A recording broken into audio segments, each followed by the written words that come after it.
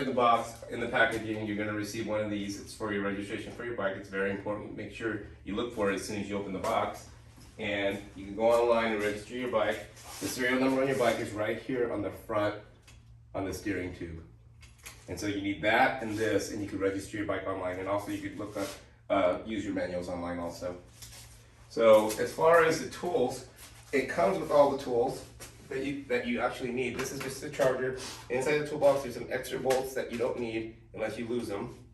You got a couple of wrenches to the wheels, and you got all the Allen wrenches here that you need to assemble the bike, as well as some sockets that you can use to assemble the bike. I prefer to use something a little bit bigger, so I use a 5mm Allen wrench, some snips, razor blade, and just an adjustable wrench and a 15mm wrench. It makes it a lot easier to build just because they're bigger tools. These are handy to have on the road, or if you don't have anything, you can use these also. First thing you want to do is you want to cut off the shipping straps. Cut those off. You can actually put this box backwards. And the easiest way, you can get this bike out several ways where you can just pull it off the top, but the easiest way to work on it is to give it some cuts. Cut it right there across the top.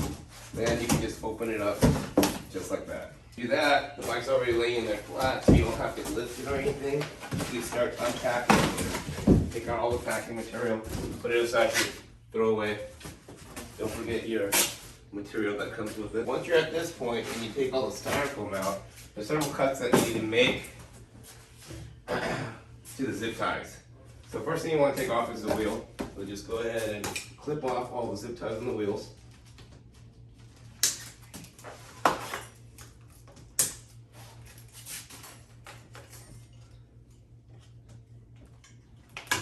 Once you do that, you can take off the fender on the top, and you can pull off the wheel. Oh, one more.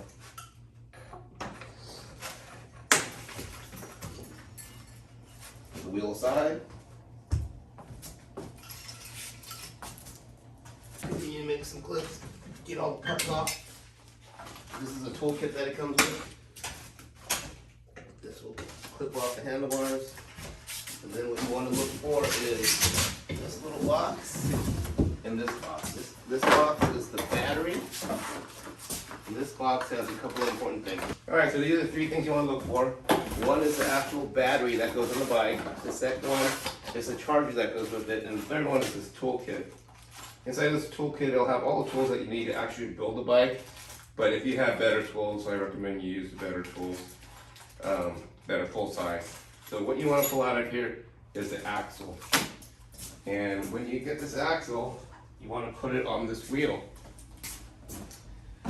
And when you look at it, you're going to see that there's a small washer and a big washer on both sides. The small washer is going to go on the side where the brakes go, where this disc is. So unscrew it.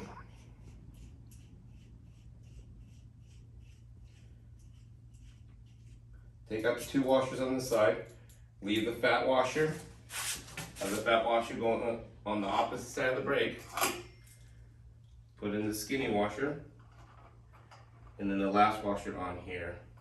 Now, this is a floating axle, so it gets a little tricky.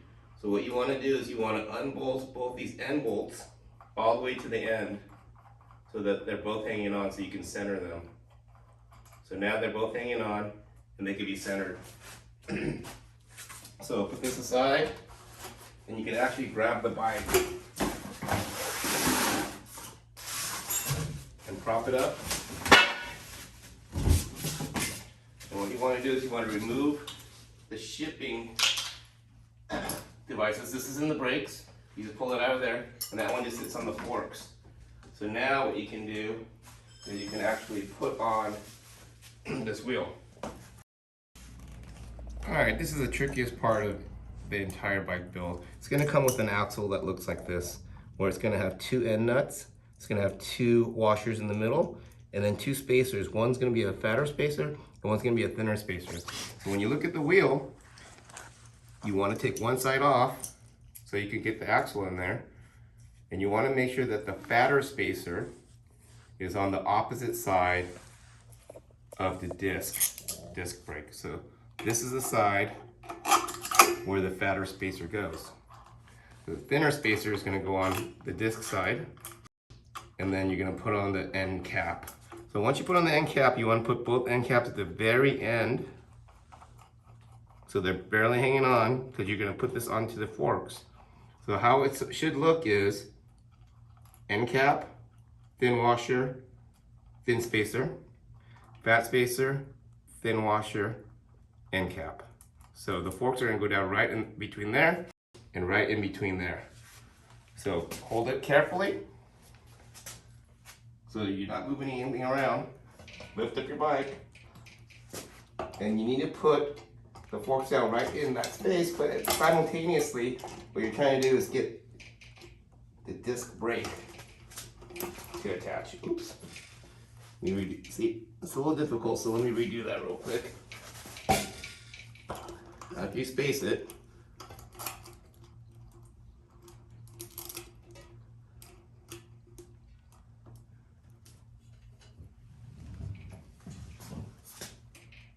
you need to put the disc brake in between and then lay it right down. So now you got the end nut, the washer, the small spacer, the disc on this side, the fat spacer or the big spacer, the washer, and then the end nut, and then you got the disc brakes right on the disc. And then you're going to simultaneously take both sides down until they don't spin anymore by hand. After you do that, you need to tighten these by hand. So righty-tighty, lefty-loosey, so that's going to be this way on this side and the opposite way on the other side. So what can happen is once these are on here, it may just, once you're tightening one side, it may just spin the other side, so you need to do it simultaneously. So put one on that side and put one on this side and go in opposite directions. And when it's tight, you're done. See, once it's hand tight, you need to get a 15mm wrench and tighten both sides. So always lefty-loosey, righty-tighty. So righty-tighty is going up on this side, and righty-tighty is going down on this side. So just go alternatingly. Make sure the forks are all the way down until it gets very firm. Get a couple of turns on each side, and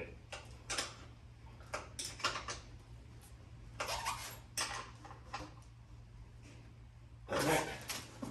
So that's firm. Sometimes, if the axle is floating and it's moving on both sides, what you need to do is put another wrench, a 15 on one side, and tighten the other. This won't happen all the time, but if it does happen to you, that's what you need to do. You need to use 2 wrenches.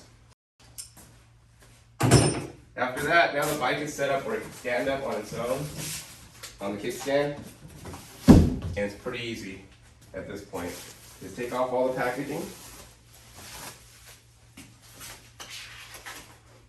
Oops. Zip tie right here.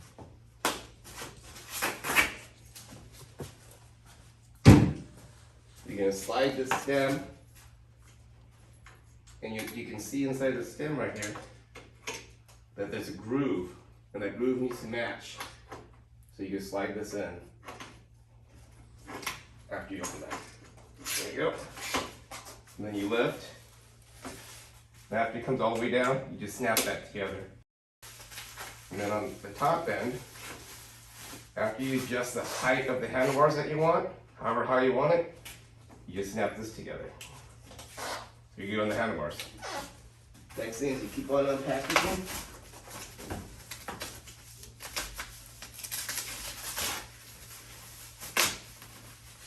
Pull out the seat, unpack the seat, grab the battery,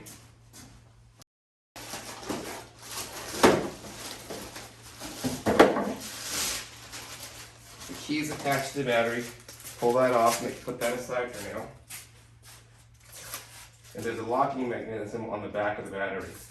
You want to put that on the slide. Make sure it shouldn't be forced. You should be able to just slide right in and drop on. You put it in and you can lock it in place. Just like that. After that, last comes the seat. Make sure this is unlatched. Slide it in. And then when you close it, it shouldn't move. If it does move, grab the bolt in the back, hold this, and give it a slight half turn. And keep on, and if it keeps on moving, keep on giving it a half turn. And eventually it'll get tight. And then the pedals, they just snap out. Last thing you want to do is you want to put on the fender. Fender is super easy.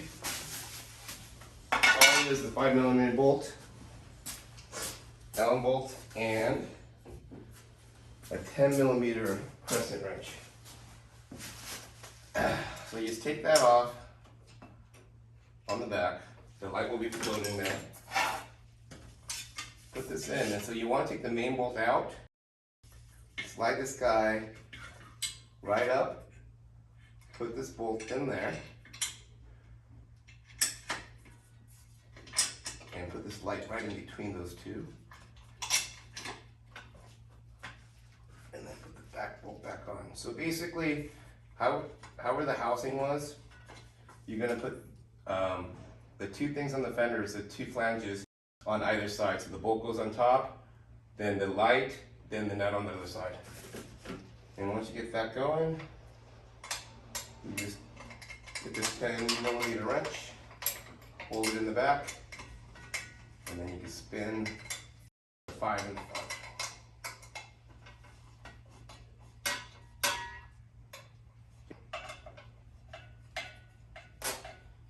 And once you get it tight, what you want to do is look at it, straighten out the fender, straighten out the light, and have the light pointed down towards the street, and you're all finished.